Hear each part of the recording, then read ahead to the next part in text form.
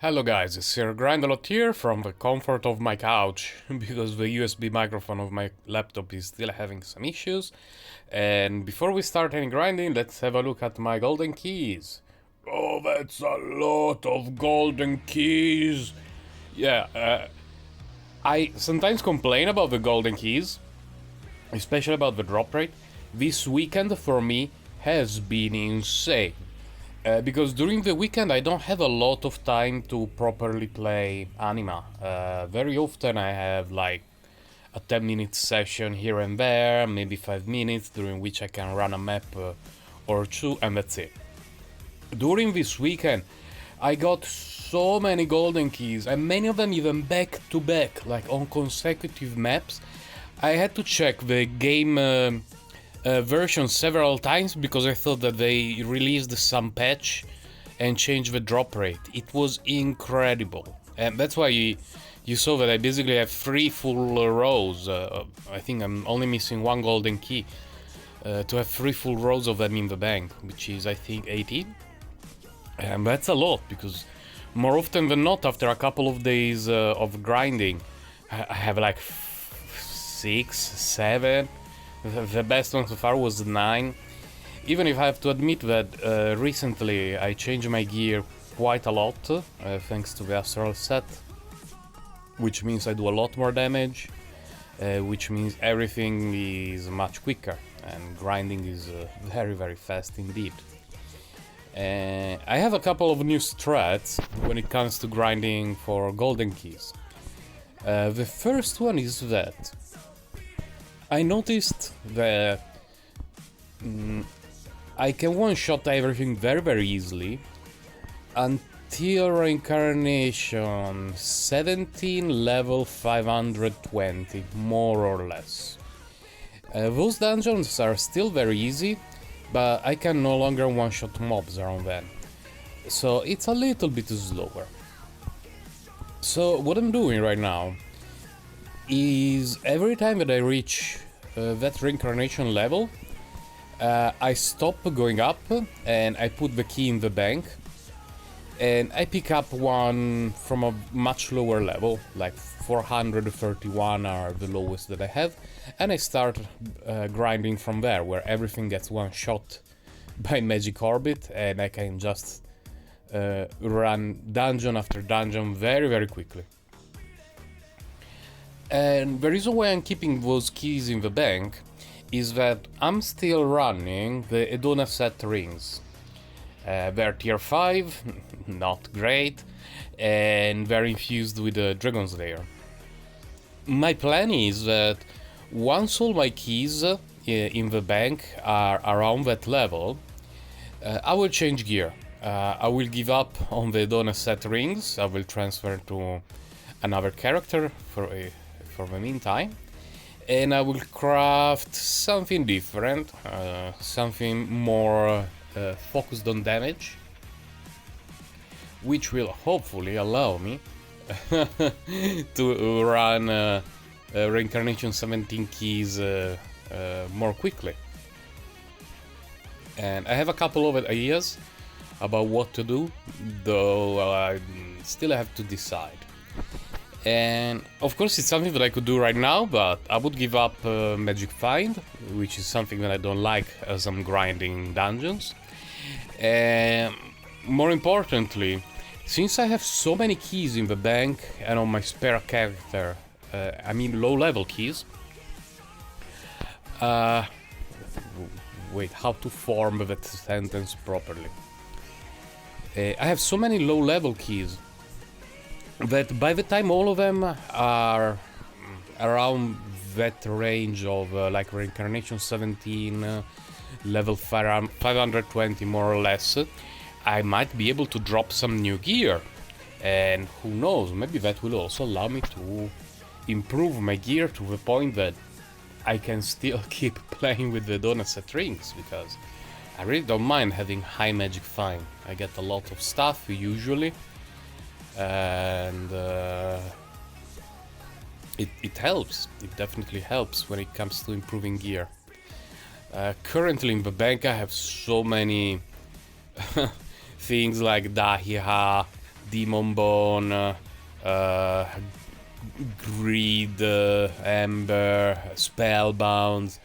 I have 3 Chaos Rings, and well, not only 3 Chaos Rings, I have like 3 at tier 5 that I'm not using, 1 at tier 6, level 240, not infused, because I was at a point in the game where just having the Chaos Ring was enough to let me finish the game, and then I did not infuse that one. And then I have 3 Chaos Rings that are level 0, not infused, then I'm just keeping them so that once I decide where to go with my gear, I have everything available in the bank. The annoying thing about my Chaos Rings is that one has a very good magical damage roll, one is exactly average, and one is very poor. And I would really like to drop one more with a good magic damage roll. And I also want to find more Dahiha helmets, because my Dahiha helmets have a very interesting feature attached to them.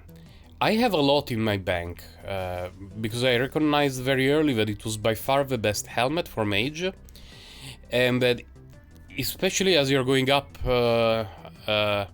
in reincarnations, if you're missing very specific gear, and you do something like Dahiha infused into Dahiha as a helmet, and whatever chest infused with a Dahiha, and whatever shield like a Jamazen infused with a Dahiha, and so on, you're doing good. Because Dahiha has all the stats that a mage needs, in good amounts, and it has +2 to all skills. It's very good piece of gear. The problem that my Dahiha helmets in the bank have is that those with a good magic damage roll have very low intellect, and those with a high intellect have very low magic damage roll. So I'm waiting for that single Dahiha with a good balanced roll. Like, if I could roll around 5,000 and 700 something intellect, 5,000 magic damage and 700 or so intellect, I would be very happy. But no, I think that all my Dahihas with 5,000 or more magical damage have under 600 or even under 500 intellect, which is a bit of a bummer. Of course, if I could drop an astral one, it would be even better, but let's not worry about astral drops. There is something that I would like to test talking about astral stuff, which is I wonder about the chest and the shield for the astral set. If they would be better to use them as they are now, infused with a demon bone, or with a Dahiha with a good roll. It's really something that I want to test. Because compared to a demon bone, Dahiha gives up +1 to all skills, which is very relevant. But it can have a much higher magical damage roll, and it still has an intellect bonus which can be fairly high. So I really wonder. I could test it on the shield very easily, because I have a shield in the bank which has basically the same roll as the one that I'm using. I'm talking about the astral shield. Excuse me. I have one with a 6,000 magic damage roll, the one that I'm using right now, and I have one in the bank as well. So what I could do is infuse the one in the bank with the Dahiha. I would basically not lose anything, because as soon as I start to need a bit of survivability, that would be a great set, even if it gives up a little bit of damage. As for the chest, it could be a bit harder to test properly. for two reasons. The first one is that my astral chest had more than 2000 intellect on it, which is very high rolling, and the one that I have in the bank is much lower than that, so it would be a bit difficult comparing the two. Like very high intellect infused with a demon bone and lower intellect infused with a Rahiha. I'm afraid that the magic damage, like the resulting actual damage of my character, would not be would show a fairly massive difference. And the other problem is the enchantment. If you watch my video about I think there were 9 golden keys. I got a fantastic enchantment with +1 to all skills that I throw on the sword, and one with a very good magical damage roll, because 1500 magic damage I think it was, and I throw it on the chest. That's a lot of magical damage.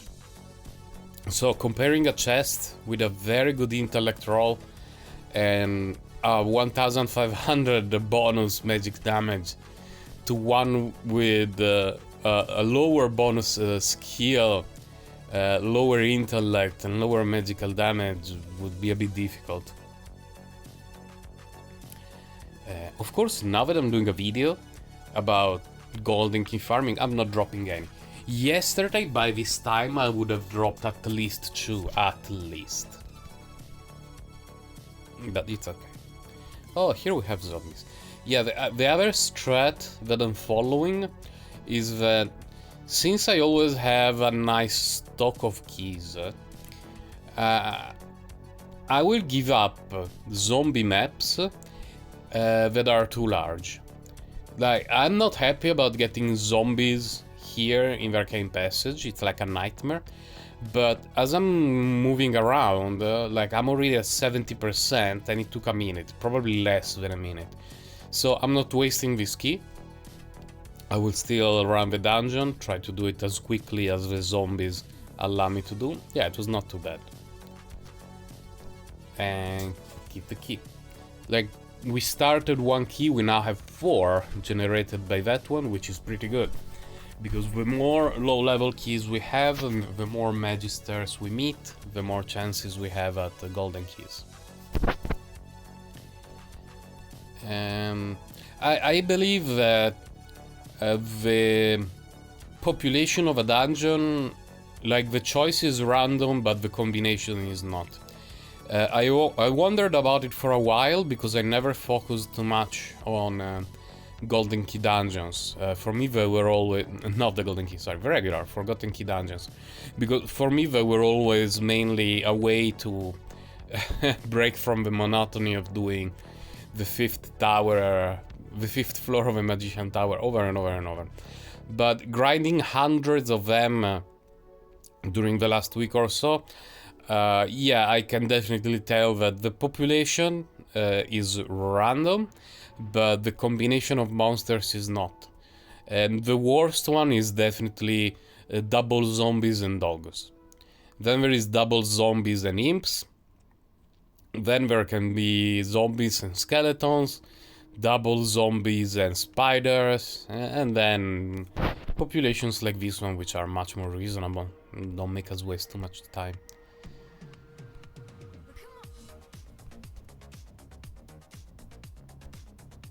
The one with double skeletons and spiders is annoying, but it's not too bad.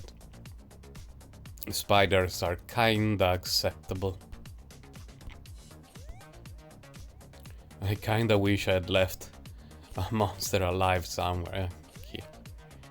Still had to backtrack most of the way. Wow, still no golden key, huh? You really want to look me to make me look like a fool? Like, look guys, I got 17 golden keys within minutes. Let's have a like 40 minutes or whatever for a grinding session. 0 golden keys. It's going to happen. It is going to happen, I know.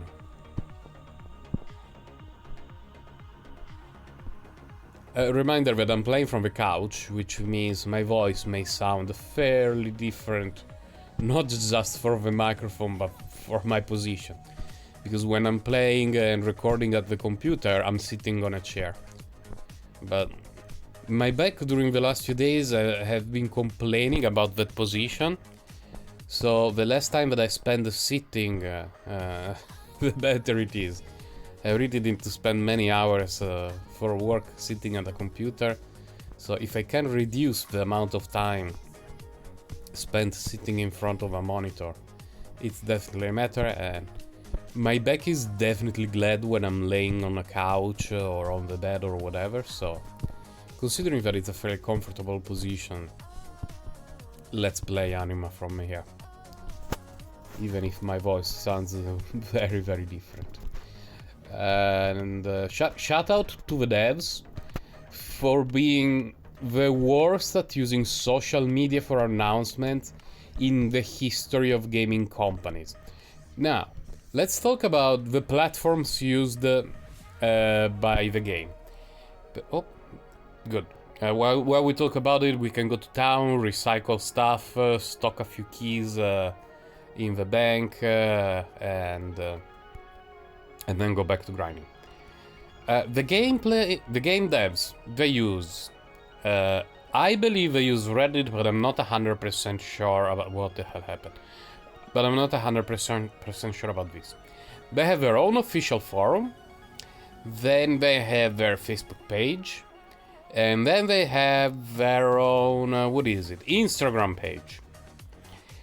I have never seen them using their own official forum for announcements, even though they use it... this one, let me think about it.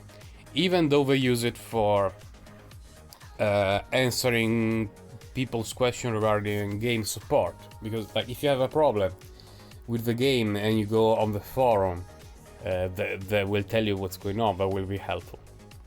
Not a bad roll. I will keep this... thing. And yet most of the time they make their announcements on Facebook, like regarding new releases, new updates, new game modes, whatever. For some reason they shared a screenshot. No, this one is slow and full of zombies. Where is that?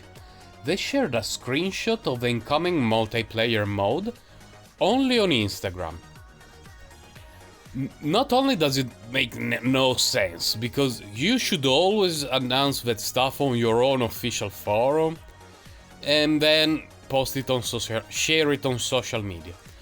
But Instagram has a button that you click it when you make a post, and it automatically shares it on your Facebook page. They didn't do it. Like, come on, guys. There are so many people playing this game. There are very small things to do to make the community aware of what's going on. Just do them. Be a bit more careful. It's a single button. And you can have it set up automatically. Like, you don't need to do it every time. Like, oh my god, that time I forgot. No, you can have every post on Instagram automatically shared on your Facebook page. So if you reckon that Instagram is easier for some reason, it's okay. You share everything on Instagram and then you automatically share it on Facebook as well. You don't need to do anything. Like, you don't need to touch Facebook if you're against it. Like, I'm not a huge fan of Facebook and the way they share data, the way they censor things, and the way they shadow ban a thing, quote unquote. You don't need to use it. And even if you're fine with Instagram, even though it's owned by Facebook, at least share the stuff on your own Facebook page. Come on. It's so annoying that, like, basically the only way to properly know what's going on Anima is to join the Anima community on Facebook or the Discord. And the Discord for me is very difficult to follow, like I hate it. So I follow the essentially the fan page on Facebook, which has several thousands of people. And eventually at least one of them will notice when the devs share an update somewhere and they will make an announcement. Hey, the devs announced something on the very official forum. Yeah, let's go have a look. Oh, today they announced it on Instagram. Yeah, let's go to check Instagram. There was an Instagram page for this game. I didn't even know. But yeah, that's how things go. I know, it's a small group, not many devs, they need to focus on the game, I always hear that argument, but it's a very bad argument. Very, very bad. There has been a fantastic game. I don't remember the title. It was not called Elysium. It was developed by one guy. And it was a action platformer, a 2D scrolling action platformer. Gameplay incredible, graphic design incredible, music incredible, and it was one guy. And there was not a single aspect of that game that you could say, yeah, the game is a bit bad from that point of view, but you know, it was done by a single guy. No, the game is amazing. Like, it looks amazing, plays amazing. I think he may have only got some help for the soundtrack, which is very good anyway. If I remember the title of the game, I will put it in the description of the video, but I cannot guarantee it. And having a small group is not an excuse for missing out on things like social media. Because if you have a professional social media guy, okay, he will take care of that. If you don't have a professional social media guy, maybe your social media meta game will be a bit lackluster, but pressing a button like once or twice a week after writing a post of 20 words does not require a social media manager, trust me. You need a social media manager if you are the kind of company that needs updates like daily, maybe even more than once a day, and needs to post it on several different platforms and arrange daily activities and all this sort of stuff. Then you need a social media manager, because you cannot have a game developer who needs to focus on the developing itself of the game doing that. It's a full-time job. And I'm not dissing on social media managers at all. I don't want to sound like that, because people like game companies or even content creators like YouTubers or Twitch streamers or whatever who have a social media manager, you can tell that their presence online is very different from the people who don't have one. Very, very different. It's really helpful, guys. I know it costs money. Maybe release more, I don't know, reasonable microtransactions. But think about it. Think about it, really. It could be extremely helpful. Like instead of lame microtransactions like the gold packs, for which I think I may do a video complaining about them. Like more wings, more familiars, more, I don't know, more convenient lifestyle choices regarding bank and backpack spaces. Like, I would be so happy if they changed the bank to something more similar to, I don't know, Titan Quest, where each character has its own bank, and then you have a tab or two that are shared. Like right now, you buy the bank expansion and you have 5 tabs all shared between all characters. It would be very, very nice if you had 3 tabs for each character, only for that character, and then the 2 shareable for which you need to pay, but unfortunately they were not released like that. And so basically it's something that they should have thought about in the beginning, but now it's a bit late.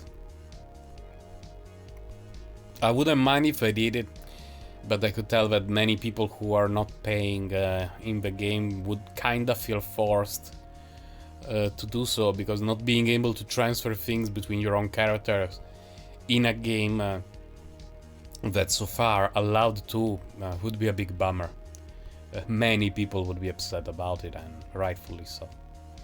Here we have zombies and skeletons, not a super huge map, which is the reason why I decided not to reroll it, but it's a little bit bigger than what I originally expected.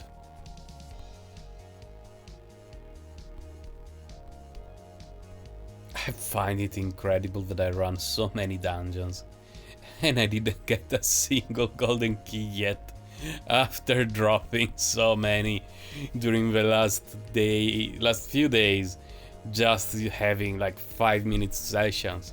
Like, you know the best place where you play the game, right? It's when you go to the toilet, be it at work, while working, or I don't know, when you're at home and you're like, I need to visit the fairy of the toilet. Let's play Anima for a few minutes. Oh, 2 golden keys. That's what happened to me the whole weekend. Like, every time I went to visit the magic fairy of the toilet, I would get back-to-back golden keys. To the point that I just pretended to go to poo. And I just sat there, staring into the void and play Anima. No, not really. I didn't really do it, but I should have today. I should have had a trip to the toilet. Let's see if just mentioning the toilet gives me a golden key. I cannot believe it. I cannot believe what just happened. Just mentioning the toilet. Oh no, guys. Just mentioning the toilet, we get a golden key. Okay.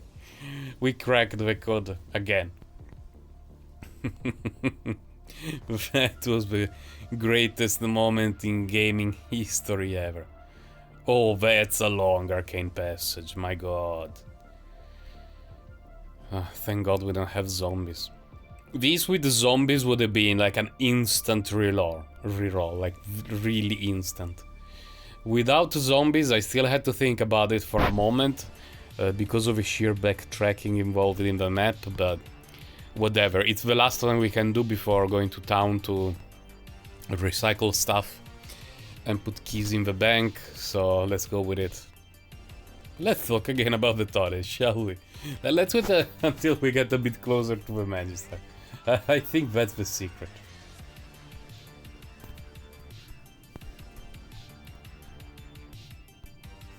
Jesus.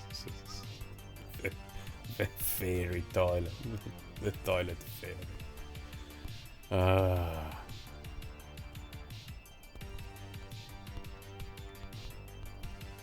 I believe in the last couple of days I didn't get a single useful drop for the mage.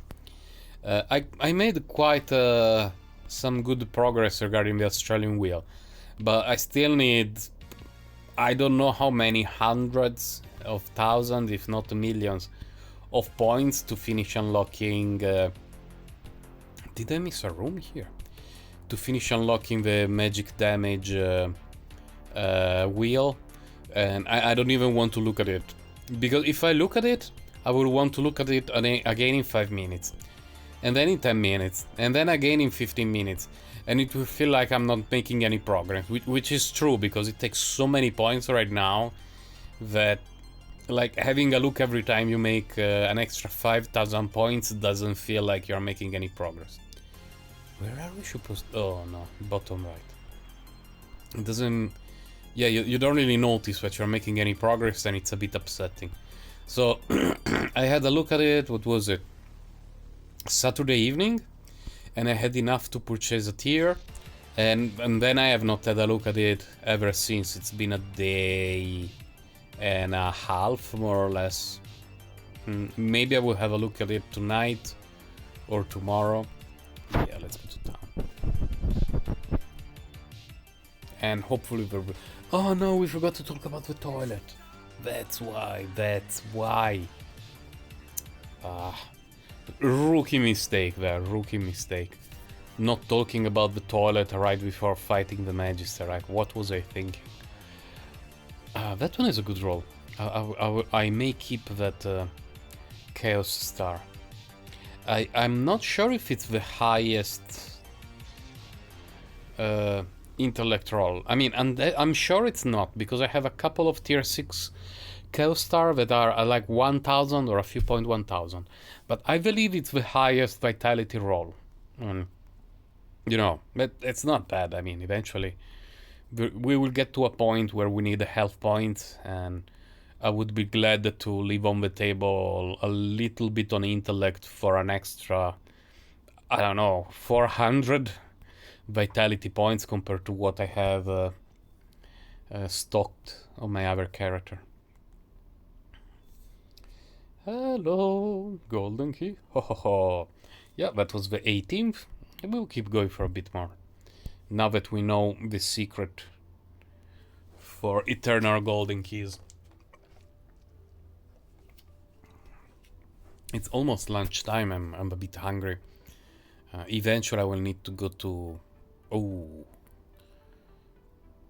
either harvest or prepare or purchase some food, but this map is a no-go. That's a great thing about dropping multiple keys. You can be a little bit more selective. No, again. My god. Not as long as the previous one, and thankfully it's not double zombies dogs. It's zombies dogs skeletons. So you have two varieties that are visible, one not so much. And yeah, it's a big map, but not super huge. We're already halfway through after like 3 or 4 rooms, so I think we can run to the other area. When there are many zombies, and it's not a super huge map that I want to reroll, what I often do is that I charge forward, just teleporting ahead, killing whatever is visible, and then by the time that I need to do the backtracking, most of the zombies will be visible and killable. Like now we need to backtrack. There should be, some of the monsters that were hiding on the ground showed up. Saved a little bit of time. So this map was not too awful. Not too awful.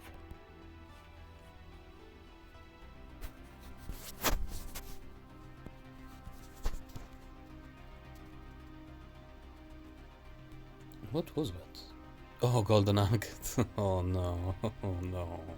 Not the golden nugget. I think that I should put, like, instead of having them all stacked together, I should have one golden nugget transferred to each of my, like, level 1 back characters, just so that they have money to recycle stuff.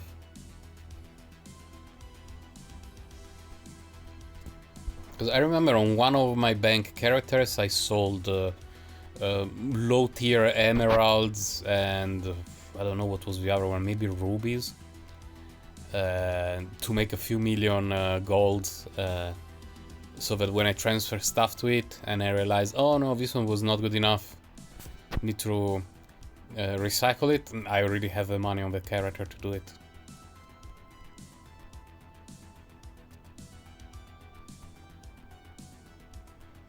We're approaching 80%, so let's talk about the toilet. How many toilets do you have, guys? I have 2. But the toilet fairy is mainly in the one with the shower. And that's the toilet that I visit more often when I need to visit her. And while the other one, it's like our backup. It's a bit smaller, we only use it when the first one is full. Well, busy rather than full. And yeah, that's the convenient thing about having 2 bathrooms actually. And we don't have any bathtub, unfortunately. We only have showers. I really would like to install a bathtub, but it's a bit lacking space. And the fairy toilet, no, it didn't work this time. They must have patched it. While I was recording, they patched it out. That's the only explanation. Bloody devs. They don't have time to post things on Facebook and on official forum, but they have enough time to stalk people while they play and discover the secrets of the game. Shameful. Shameful. I really wonder how they will balance the multiplayer aspect of the game. Like, it clearly looks like you join a map with other random people. I don't know if they introduce a social friend system, whatever. And how do you balance it? Like, my character is not super high tier, mainly for the rings and for the Australian wheel. But once I craft the rings and I complete the Australian wheel, my character will be in the high percentage of damage dealers of the game, because apart from enchantments I would not be missing much, and many people are missing enchantments.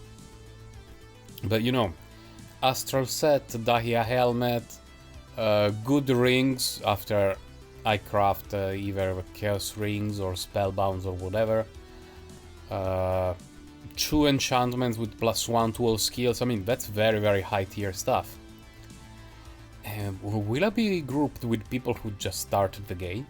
Like someone who is just leveled 1500 and is still going through, I don't know, Reincarnation 8 to farm for tier 5 stuff? And like they deal 70 million damage and I deal around 40 billion with Magic Missile, and I one-shot everything. Like, and how does the loot work?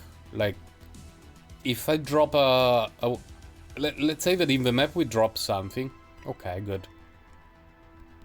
Who picks it up? The one who dealt the killing blow? The first one who is there? Or does everyone get one copy? And are there even drops in the dungeons, or is it just the end reward? The end reward would make more sense. Because, I mean, think about a situation where you are a new player with decent gear, but you're still farming, so you don't really have an Aether, you don't have the Astral Set, you're farming, but you have some good stuff. And you end up playing with people who play the game for months already. And as you walk around, the other people are killing everything. They're picking up all the loot, and all that you get is the token for having completed the dungeon. Like, would it feel rewarding to be carried like that? I don't think so. But hopefully they found a way to balance it well and to make it enjoyable. I would definitely not mind carrying people, because cooperative multiplayer is okay.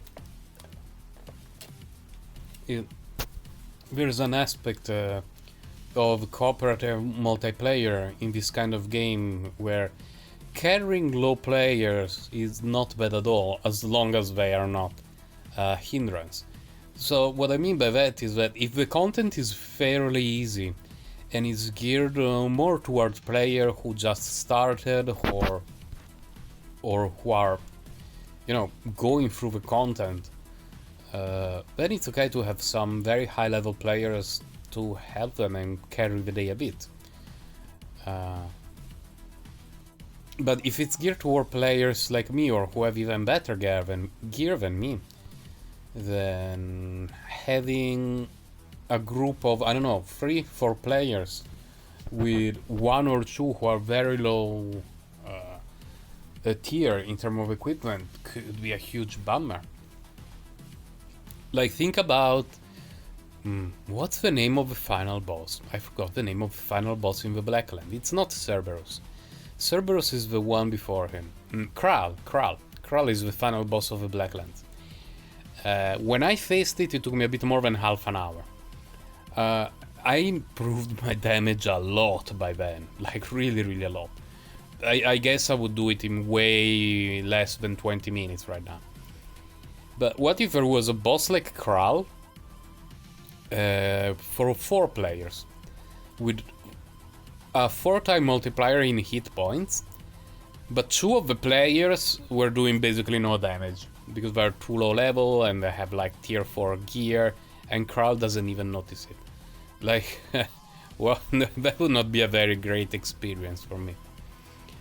But here I'm just really speculating because I have no idea about the content and how they plan to do it. Like, the fact that it's actually multiplayer kinda shocked me.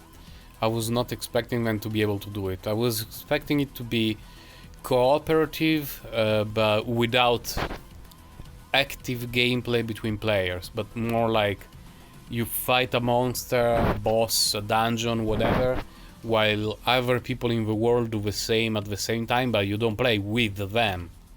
Like, you do your own instance and the results of everyone are combined. But no, it looks like it's actually active gameplay between different people, which is very cool. I would definitely have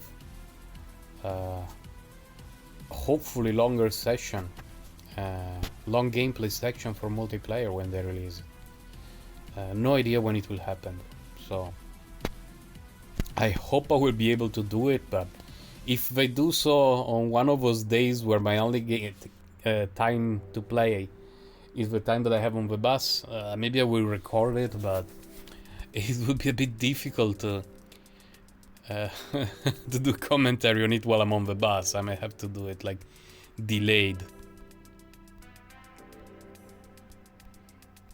Or no commentary, just music. I didn't even notice I got the golden fortune buff. That's a bit disappointing.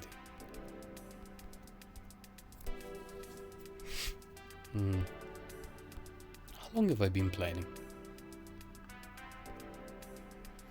I think after this map I will have a look at the time, because it feels like been grinding for quite a while and I only found 1 golden key. Like, I swear yesterday by this time I would have had at least 4, at least. Yesterday it was a shower of golden keys, a golden shower, to say so. Let's check the time. Wow, I think I've been playing for more than 40 minutes. More or less, yeah. And the battery is starting to be a bit low. You know what? I'll go to town to identify stuff and see if there is anything decent. I didn't look at all right now what I have in the bank. Then probably recycle most of it, put in the bank what needs to be put in the bank, then call it a day. Unfortunately, we didn't get... That's not a bad roll for Jamazen. We didn't get many golden keys, only one. Only one, that was very disappointing. But I really cannot complain because Saturday... let's say Friday night it started. Friday night, Saturday and Sunday, every time that I had 5 minutes to play, I would drop at least 1 golden key. It was incredible, really incredible. The reason why I want to save this Jamazen is that I started to be more selective about them because I don't see much use for them on the mage. I believe the Astral Shield is just better.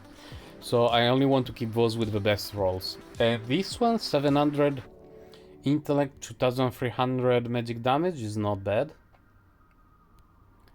It's a bit low on raw magical damage roll, so I think we will recycle it.